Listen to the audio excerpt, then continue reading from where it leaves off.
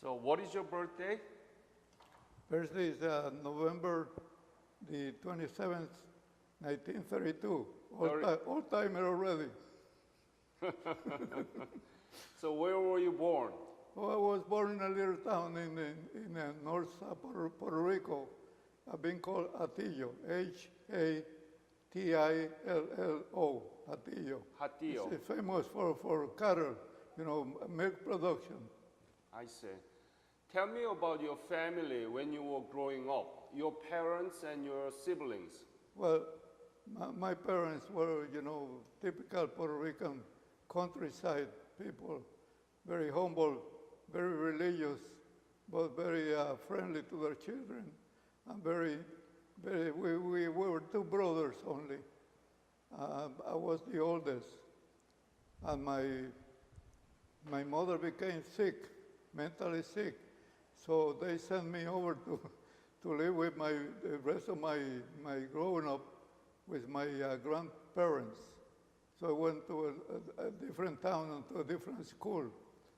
So once I got educated mostly by my grandparents. Ah, you have missed your mother. So what high school did you graduate? She had schizophrenia, which is a mental disorder. Nowadays they treat it differently, but at those times they didn't have the proper medications or so they would hospitalize her for long periods. Uh-huh. What about school? Did you graduate high school? Beg your pardon? Did you graduate high school? Oh, yeah, sure. I attended high school in one of there were three towns. Atillo was my hometown first, but then I moved with my grandparents to another town nearby. They are only a very short distance one from the other, being called Camuy, Camuy. And so there was a high school, so people from the other two towns, nearby towns, would come over. So I became friendly with many people from other towns. When did you graduate high school? That was,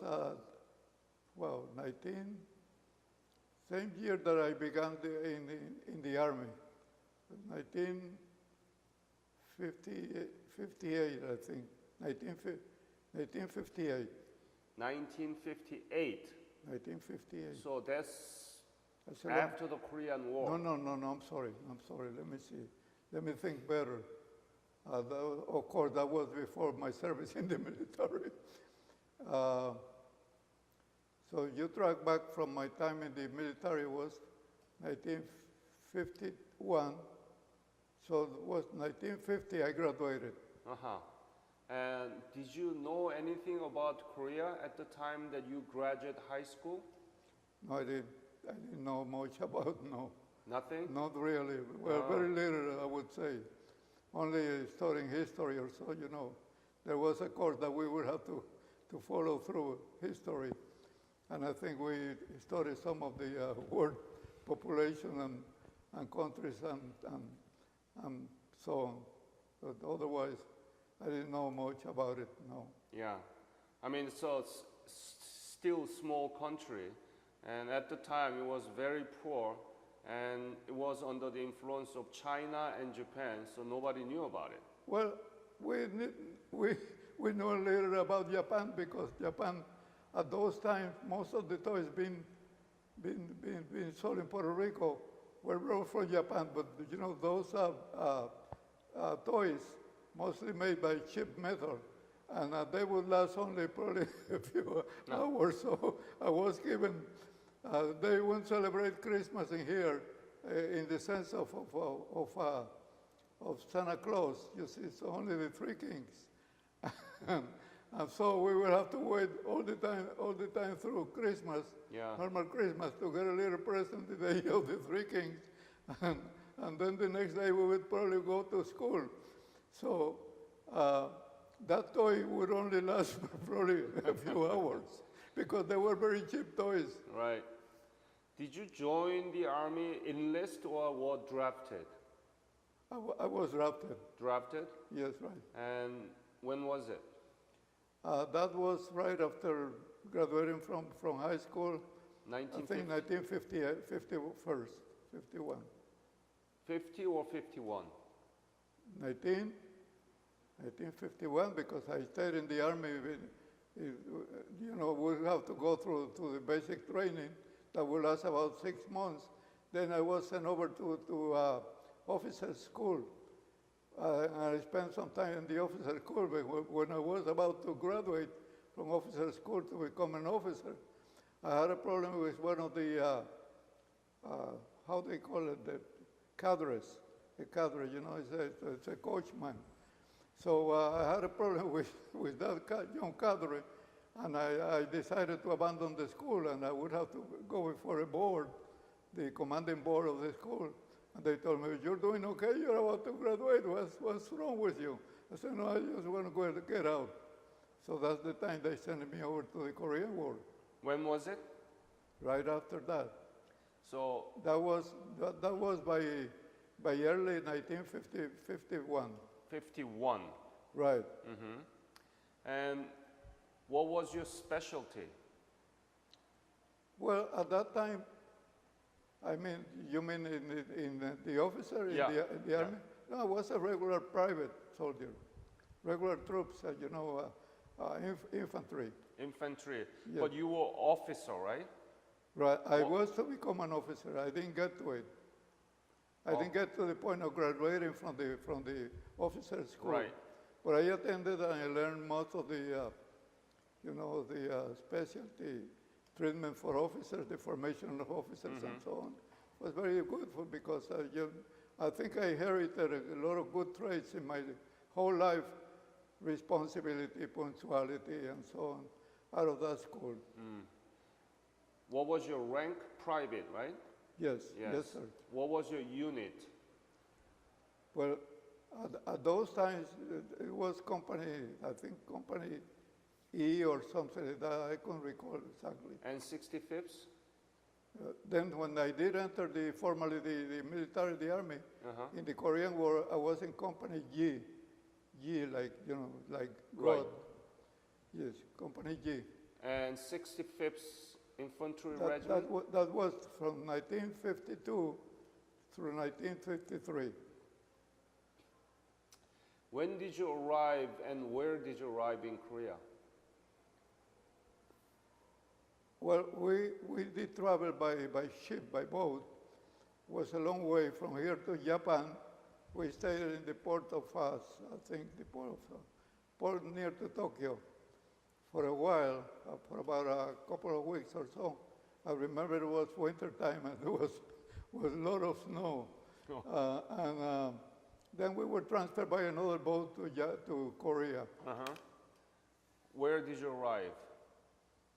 I think near Busan. Busan. How was Busan at the time? I was not even 19 yet. How was Busan? The Busan? port. Yeah, Busan. Busan is a port. It's a big port. Yeah. It's a huge port. It's up north. It's in the south. Yes, right. Yeah, and from there, where did you go? Beg your pardon? From Busan, where did you go? Well, we were taken to the individual units at Company G. I was assigned of the 65th Infantry Regiment, which was a Puerto Rican segregated regiment. So we were transferred directly to the individual units to which we were assigned. So what did you do there? Well, initially, we underwent through more training, you know, actually combat training, and then we were formally incorporated into units that were in the front lines. As long as I could recall, most of the time that I spent in Korea was in formal, you know, combat lines, trenches and so. Yeah. Tell me about it. Well, how was it there? Were there any dangers? Well, it was not really bad because, you know, I think I had a different attitude from the one that I may have today. But at those times, it was kind of a game for me. So I was, you know, always, I enjoy life.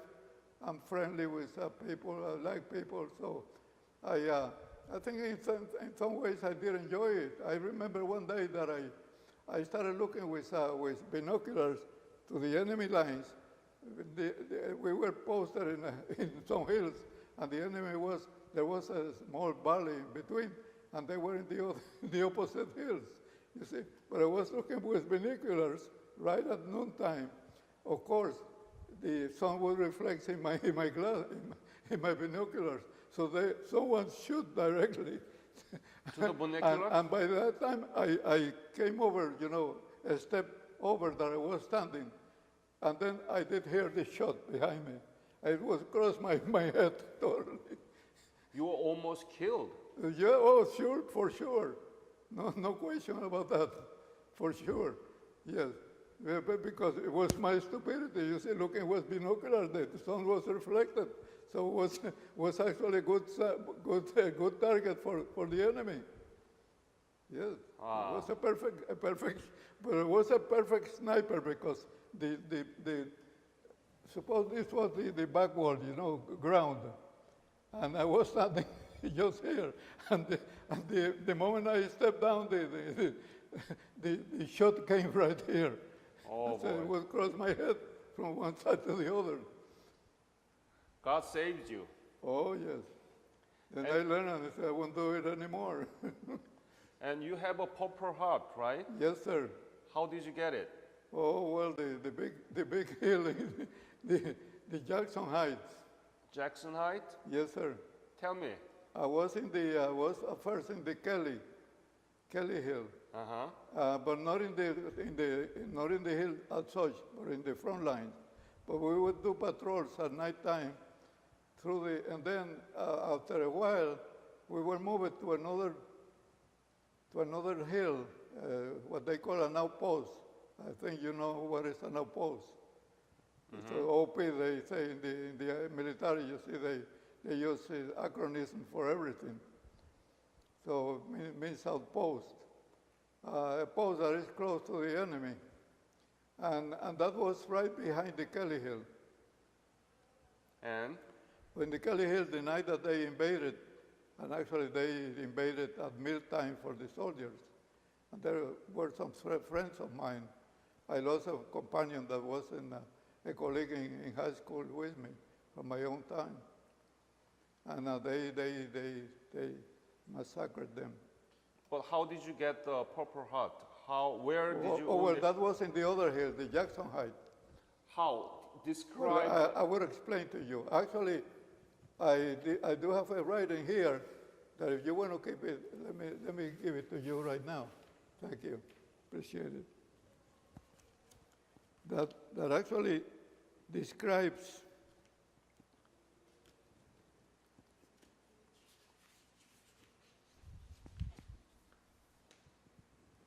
you may keep it if you want to. Yeah, but explain it Yeah, briefly. I'm going to explain to you. We were replacing actually Korean troops. There was a Korean unit that we replaced, and those replacements were being carried out at nighttime because of, there was more security, because the enemy was attentive to everything that was happening in the front line. So that was a particular outpost that was too far from our friendly lines. And there was a distant valley. I think the valley was called the Kunghua Valley or something like that. Kuma Valley, yes. Kunghua, you probably know it. Well, but it's quite a way through. So we were very close to the enemy lines. So that's not. I think that was an error, a military error, I think. But anyway, we were replacing Korean troops that were occupying the hill. So there were no trenches, there were no fortifications, it was a rock, poor rock, hard rock. So we replaced them about close to midnight or so. So we only held the mount for about 2 or 3 days. So about the third day, the command ordered withdrawal from the mountain, you see, because apparently we were, well, not apparently, but surely, we were overpowered by the enemy. So they said, well, there is a withdrawal order. But the problem is that there were snipers down below, and the sniper would catch all the soldiers that would, walk through the valley. So many of us decided to stay and said, no, we better stay here. we would defend ourselves in here because we risk our life if we go through the valley now. So we decided to stay, but that night they sent what they call in the military a power for effect. And there was a very frightful mortar. You know what a mortar Yes. weapon is? Yep. The 120, they call it, I think it was 120 millimeters, the diameter of the mouth. So they were pounding our unit with very heavy cannons or some other big weapons. And that's how you got wounded? That's correct, because I was wounded in my left leg. But the problem is that there was the commanding officer was a sergeant. There's the commanding officer, of course, the captain, but another officer. But then the one that actually talks to the troops and directs the troops is the first sergeant, they call. So the first sergeant gave us, call us, and said, come out, that the enemy is coming over the hill. So the enemy was approaching the hill, and they were making all kinds of noises. They were shouting and crowding, and making all kinds of noises, and just making noise with everything that they could. But they were coming up through the hill. So at that moment, we confronted them. We fired with our weapons. We did everything we could. But at some moment, they were throwing hand grenades because they were very close, actually. We could see them, actually. So as it was nighttime, it was, I think, 9 in the evening or so. So one of them threw me a hand grenade, and it exploded in front of me. Oh. And I have connected the bayonet in my rifle. I said, well, because my rifle got crowded with soil, with dust, so won't function, my rifle. So I put on the bayonet and I said, well, I would have to fight my way in here the way I could. So at that moment, another hand grenade exploded in front of me and caught the bayonet and left only about half an inch of it. Wow. And so I did feel that I was bleeding in my heel. Uh-huh. So I retrieved myself to a little more safer place, to check what the bleeding was for. And so I took off my boot, my combat boot, and my socket, and I saw that there was a small bleeding, but not big enough. And I said I could survive, because my real concern was that I may not be able to run away, because for sure the enemy was, overpowering us. So at that time, the first sergeant gave order to abandon the hill. So I ran down the hill. No one runs down a hill because you take speed, you gain speed, and then you can't stop, you see, and you don't know what's going to be facing down the way. But I was running down the way. It's to save your life. And I said, the deeper I go down the hill, the more difficult it will be for the bullets to get me. But at some time I got caught harder than this wall, I think. You was, caught in the hilly, and I didn't think it over. I just jumped over and fall down, and I got all crowded in serpentines, wires, barbed wire, and so I got catch. My belt got catch, where the canteen, water canteen, and so on was. So I took it over and kept running. No. So the way I was able to walk for most of the distance, to our friendly line. But then finally a vehicle from the hospital, people from the assistant medical team, got me and took me to a hospital, to a field hospital. Where? In Incheon or? No, right there in the, Right there? one of those squat tents that they used for medical services in the front. And the thing is that while I was waiting, because of course there were people more seriously wounded, I was waiting in, you don't know if you're familiar with those squat tents. They accommodate 18 people, soldiers. So they are all canvas. So you enter the door, the middle door it's only one in the front, and then they extend to the other end. So I was standing in that side of the wall, and the door was here, and they stand there for probably an hour or so. I was trying to stand in a single foot because I couldn't press on it because of the wound. So while I was standing there, I said, I'm going to move to the other side for some reason. Something came to my mind, move. So I moved to the other end. Someone took my place, and someone left a rifle in the outside, just against the canvas. The rifle shot itself, and this fellow fell down, I think dead, totally dead. It was for me again. So were you discharged? I was saved. No. After that, did you go back to the front line, or were you discharged? I beg your pardon?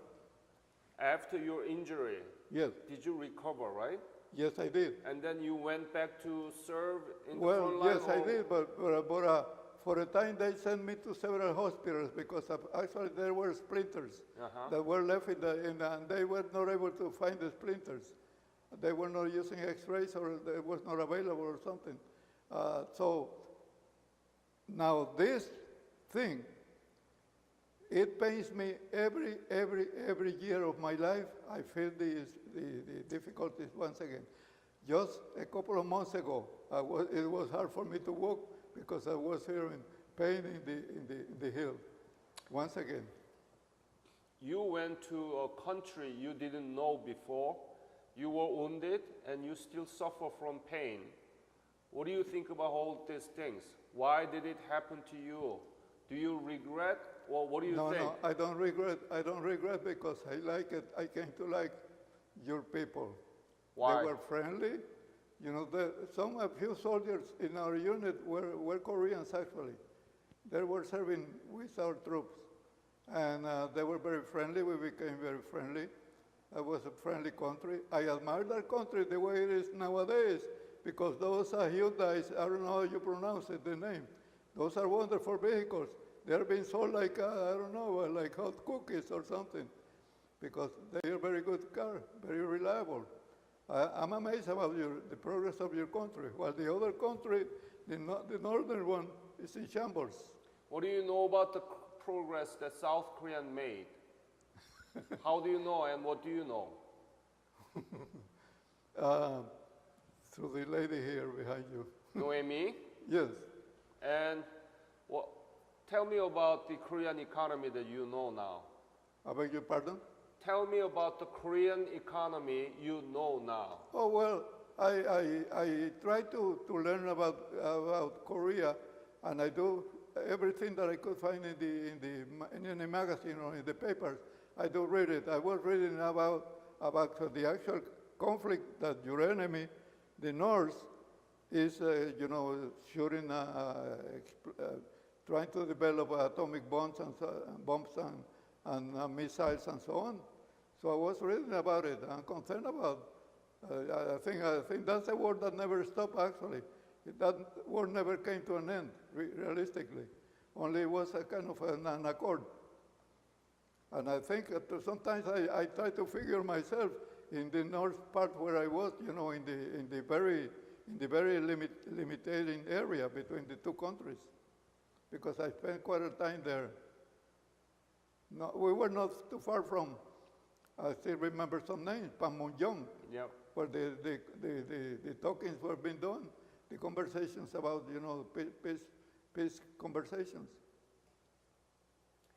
So, what do you think about your service? Are you proud? Oh, of course I am.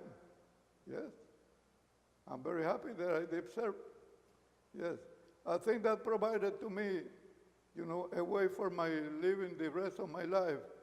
I became more concerned about life as such, preserving my own life, caring for the life of others, considering all people, we are humans in the same planet, so we are related to each other.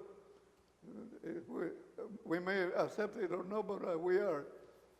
So I feel kind of obligated to take care of Korea, South Korea, because I was there and I have to fight for it. That's very nice. Well, I think everyone that was there would say the same thing, I guess, because of course, it was a friendly country, and actually, I'm very happy that it has been very successful. You paid a big price, wound, and still bothers you, but still you think that you're happy. Well, That's amazing. I'm happy. Pains, and who in this life won't suffer from pains once in a while. So I got also a service-connected condition, because anyone that has been in a war never comes the same individual once again. Many people has come out with many difficulties besides any injuries in their bodies or so. But I came out with digestive system discomforts, and they determined that it was service-connected at first, because it began during my last time in the service. And so I'm receiving treatment through the Veterans Administration. Have you been back to Korea? No, I haven't. I wish I would. You want to go back? Oh, I'll be more than pleased to see those places that I experienced. I'll be pleased to go again.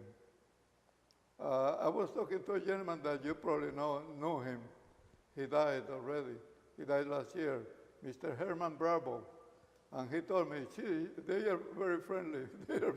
They were friends. And Mr. Bravo told me that he visited Korea several times. He was a translator in the military. I was looking for that gentleman for a long time, well over a year, and no one would tell me where I could find him, because he was from a town that was not far from my hometown.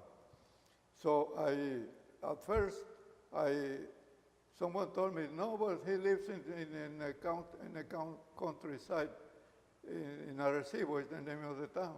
And I started looking for him, and actually, I came over to meet some of his relatives, a brother and some other relatives. And they told me, no, he no longer lives here. So finally, one of them gave me the right address and telephone. So I was able to contact him, but that was the end of his life almost. I think that was a little over a month before he died, actually. He gave me that cap, presented it to me, and he helped me to secure the, yeah, that's my cap. Wear it. Thank you. Put it on. Thank you.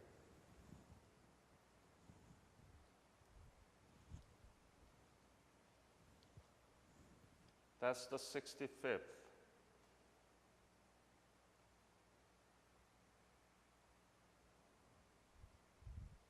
I Yep. get it.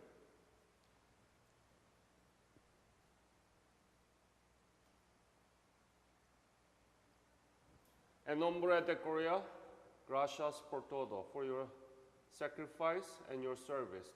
Is there any other comments that you want to leave to this interview? No, the only thing that I wish that I would see an end to that fighting and the both Koreas get reunited once again.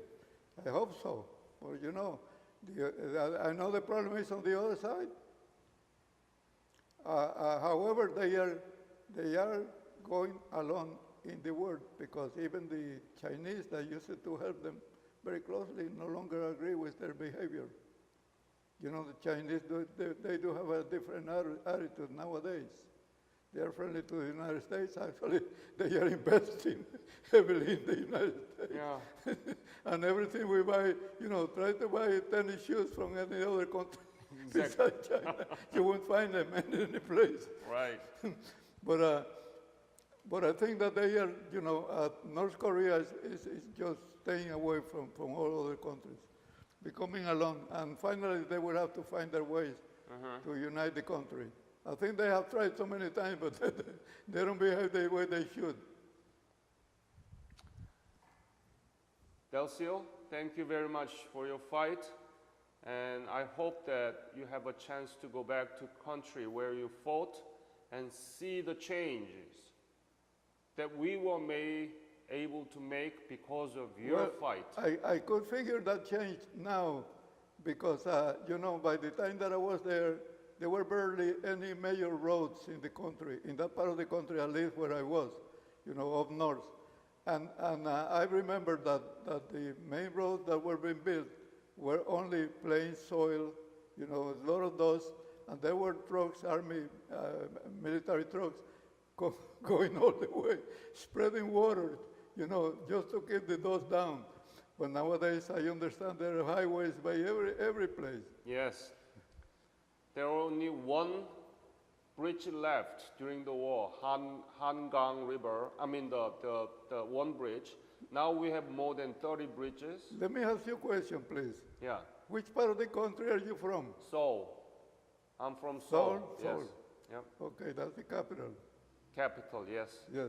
But I know I visited once the capital, only once. Tell me about it.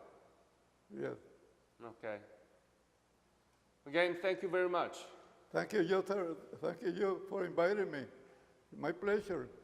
This is very important so that young children listen from you about your service. I don't know whether you would like to get, this is the letter. I think there is a new president now, a young lady. I guess it's a young lady. It's a lady. Oh, President Kim Dae-jung, yes. But if you would like copies of this, I'll be glad to. Sure. To send copies to you. Yes, to yes. her or. Could you show that? That's Purple Heart, right? Purple Heart. Yes. Just hold it for the camera.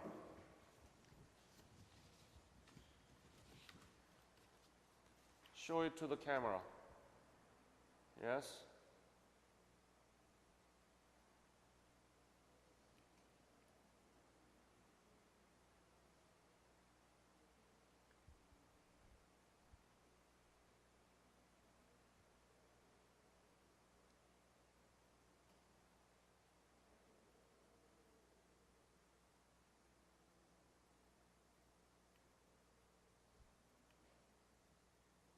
Smile. Thank you, Delcio. You're welcome. It's February 16, 2016. Aguadia, Puerto Rico. My name is Jong-woo Han. I'm the president of Korean War Legacy Foundation. This is my great honor and pleasure to meet you and to be able to listen from you about your honorable service. So please introduce yourself, your name, and spell it for the audience, please. My name is Delcio Rivera, Delcio Rivera.